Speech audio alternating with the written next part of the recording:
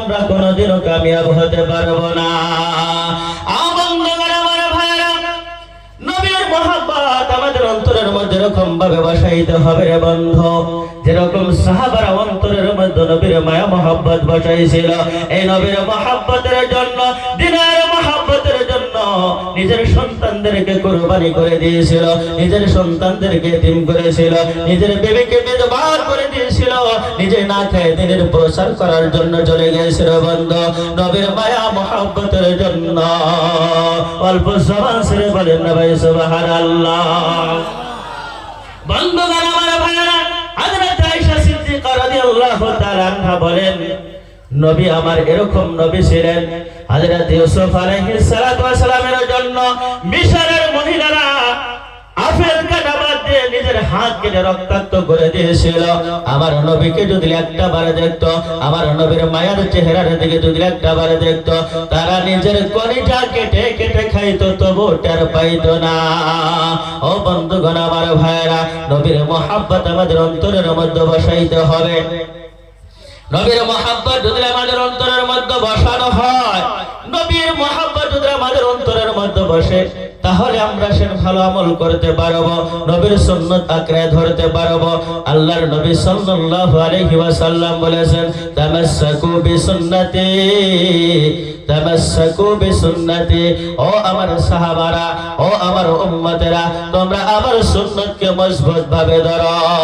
অন্য জায়গার মধ্যে আমার নবী বলেন, আলাইকুম বিসুন্নতি ওয়া সুন্নাতিল খুলাফাইর রাশিদিন আল মাহদিয়িন। আমার নবীর মহব্বত, আমার নবীর মহব্বত, নবীর সুন্নাত আঁকড়ে ধরতে হবে। সাহাবাদের যে সুন্নাত আছে সেই সুন্নাত মজবুত করে ধরতে হবে, তাহলে সেটা আমরা সত্যিকারে কামিয়াব হতে পারবো। বন্ধুগণ আমার ভাইয়েরা, আমরা কবরের চিন্তা তখন করতে পারবো, আমাদের যদি কবরের চিন্তা যদি না থাকে, আমরা কোনোদিনও কবরের মধ্যে শান্তি পাবো না। এই যে কবর, এই কবর প্রত্যেকদিন আপনাকে আমাকে ডাকে, ও মানুষ তোমরা আসো, এখানে হলো আযাবের জায়গা, এখানে হলো আযাবের জায়গা, তোমরা আসো। বন্ধুগণ আমার ভাইয়েরা, আমরা তো কবরের চিন্তা করি না, মওতের কথা চিন্তা করি না। আমার নবী সাল্লাল্লাহু আলাইহি ওয়াসাল্লাম বলেন, যারা দিনের মধ্যে কমাস কম 20টা বার মওতের কথা স্মরণ করবে, দিনের মধ্যে 20 বার মরণের কথা স্মরণ করবে, আমার নবী সাল্লাল্লাহু আলাইহি ওয়াসাল্লাম ঘোষণা করে দিয়ে গেলেন, তারা হলেন শাহাদাতের মরণ, তাদেরকে আমার আল্লাহ রাব্বুল আলামিন নসিব করবেন। অল্প জবান ছেড়ে দিয়ে বলেন না ভাই সুবহানাল্লাহ। যারা দিনের মধ্যে কমাস কম 20 বার করে মরণের কথা স্মরণ করবে, আমার আল্লাহ রাব্বুল আলামিন তাদেরকে শাহাদাতের মরণ দেবে, বলেন সুবহানাল্লাহ।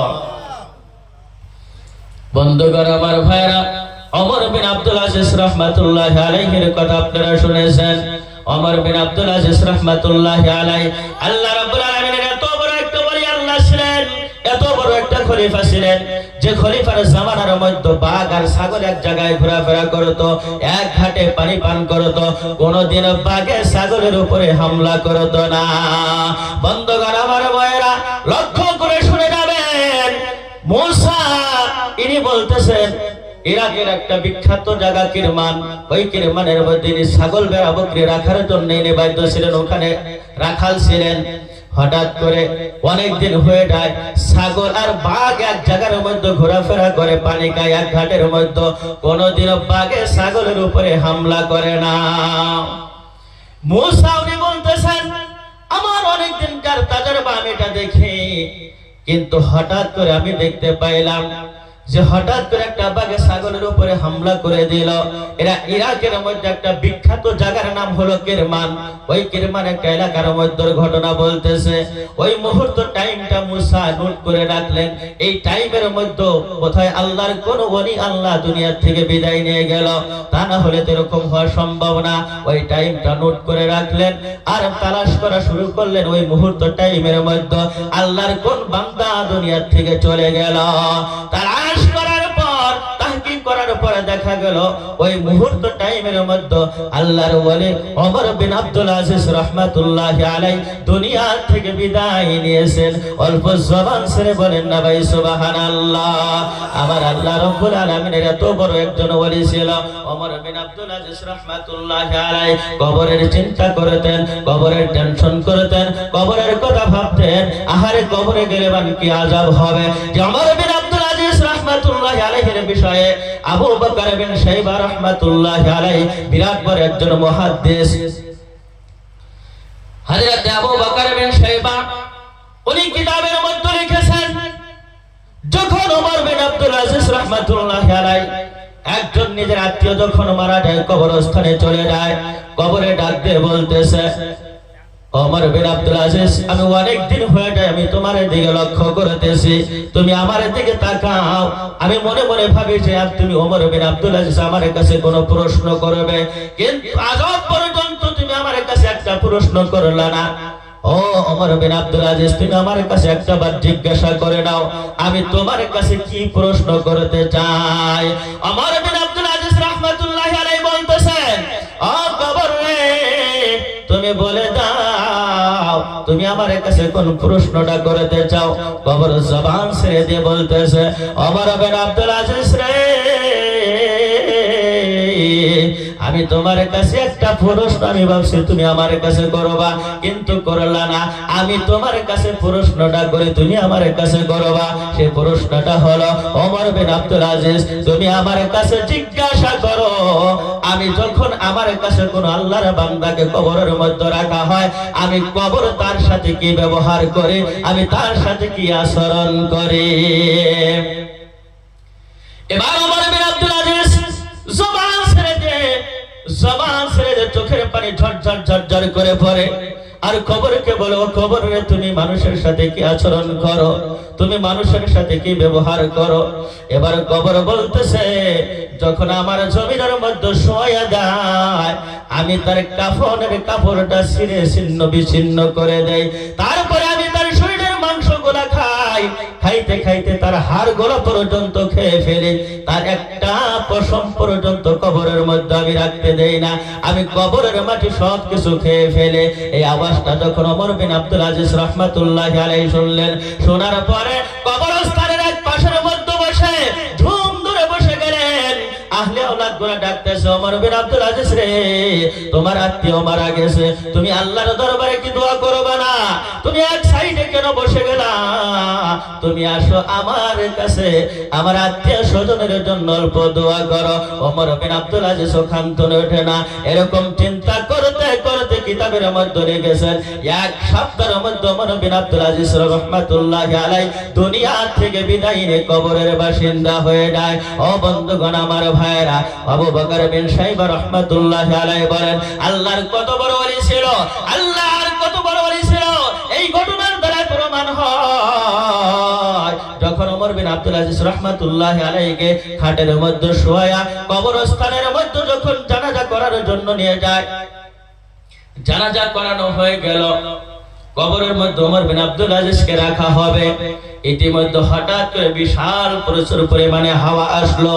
আকাশ থেকে যখন এত বড় হাওয়া আসলো, ওই হাওয়ার সাথে সাথে আসমান থেকে একটা ছোট্ট একটা কাগজের টুকরা আসলো।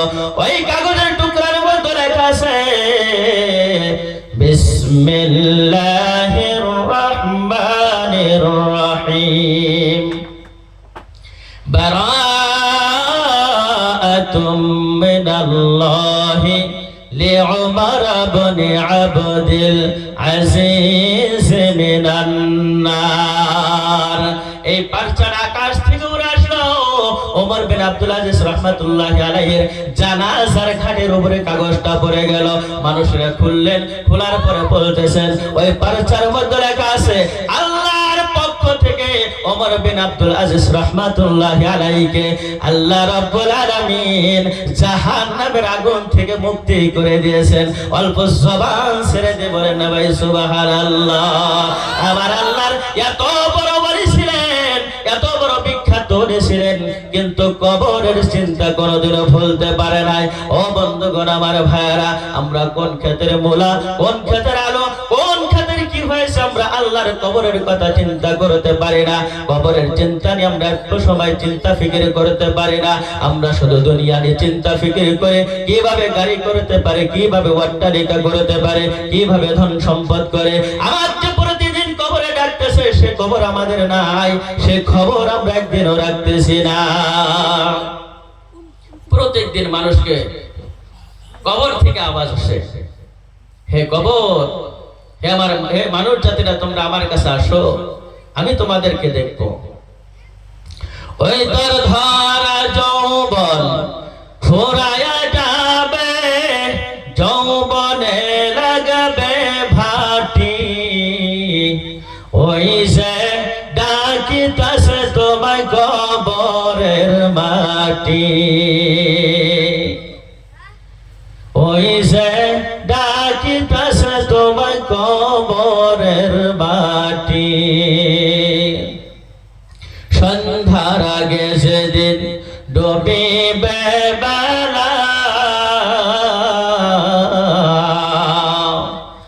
এক পলকে ভাঙ্গে যাবে তোমার রঙ্গের মেলা, ওই কারে তুমি ধমক দিবা, কার মাথায় ভাঙবা লাঠি, ওই যে ডাকিতাছে তোমায় কবরের মাটি, ওই যে ডাকিতাছে তোমায় কবরের মাটি। খবর পেয়ে আসবে আত্মীয় স্বজন,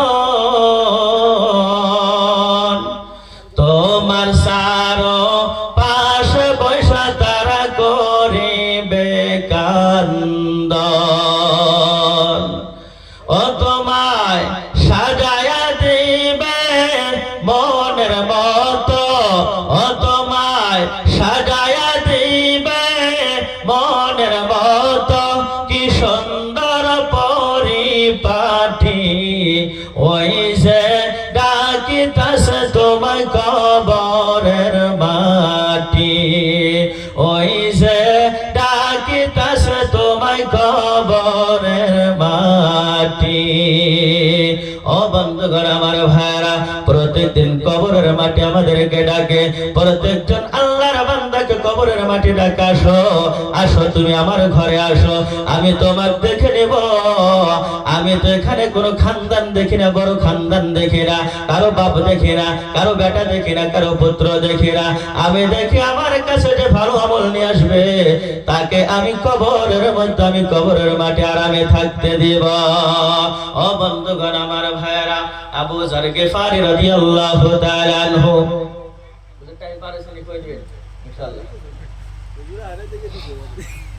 বন্ধুগণ আমার ভাইয়ের অল্প লক্ষ্য করে শুনে যাবেন রে বন্ধু।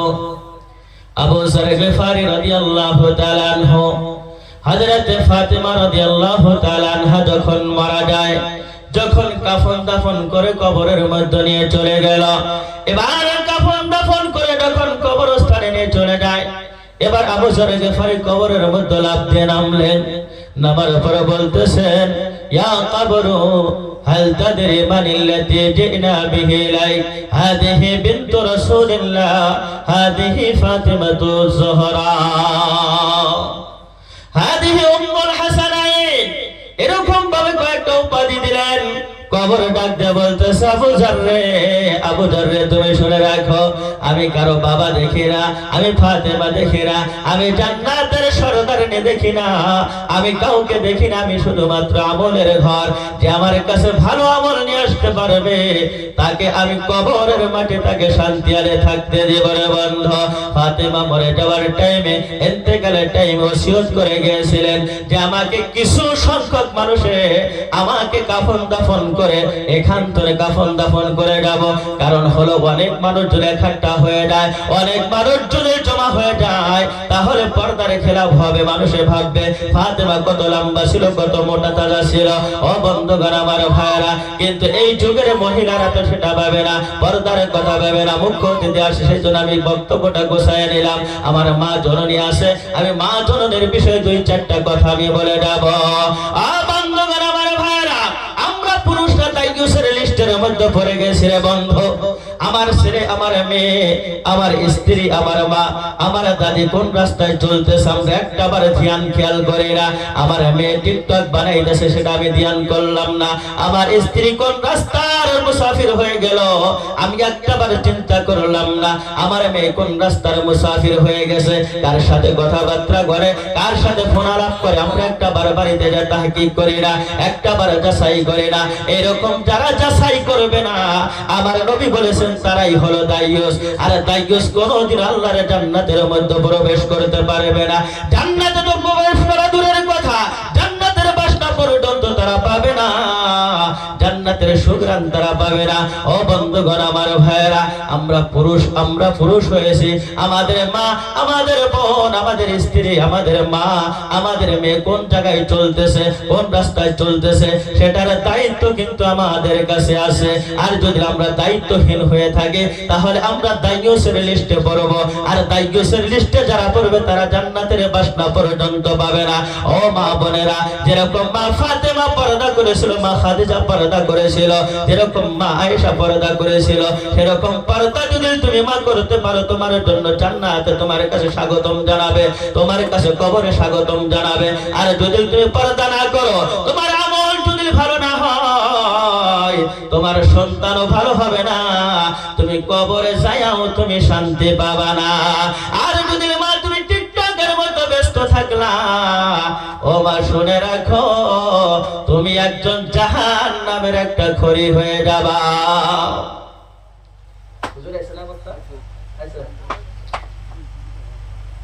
বন্ধুগণ আমার ভাইয়েরা, অনেক বলার ছিল, আমি অত লম্বা চূড়া বলবো না।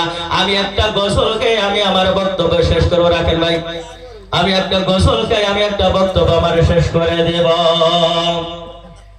কোন গ্রামের মেয়ে তুমি, কেমন তোমার বাপ, ফেসবুকেতে ছবি শেয়ারে করছো কেন পাপ। মা বোনদের বিষয়ে বক্তব্য করতে পারলাম না। এই গজলটা যদি ভালো করে আপনারা মনোযোগের সাথে শুনেন, এই গজলই পর্দার বয়ান হয়ে যাবে পুরাপুরি।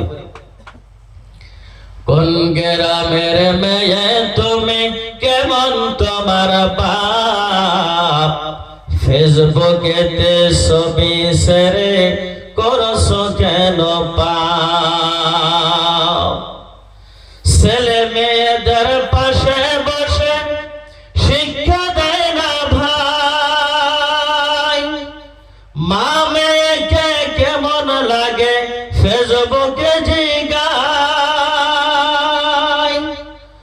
লজ্জা শরম হয় না বোঝে, লজ্জা শরম হয় না বোঝে, কেমন তোমার বাপ, ফেসবুকেতে ছবি শেয়ারে করছো কেন পাপ। ও ভাই, ফেসবুকেতে ছবি শেয়ারে করছো কেন পাপ। দাদি নানের বন্ধ হয়নি আগে কারো যুগে,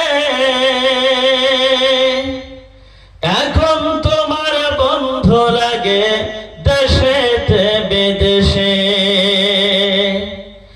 দাদি নানের বন্ধ হয়নি আগে কারো যুগে, এখন তোমার বন্ধু লাগে দেশে বিদেশেতে।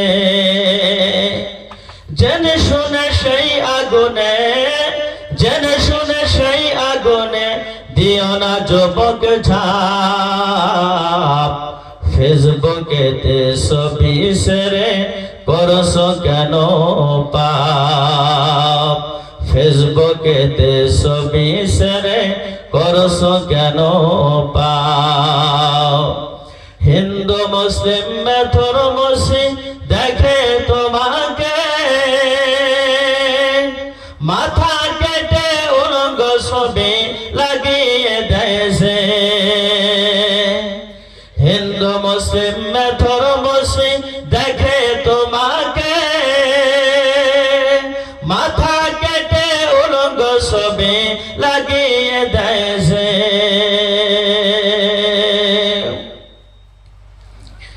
হিন্দু মুসলিম মেথর মুসি দেখে তোমাকে, মাথা কেটে উলঙ্গ ছবি লাগিয়ে দেশে।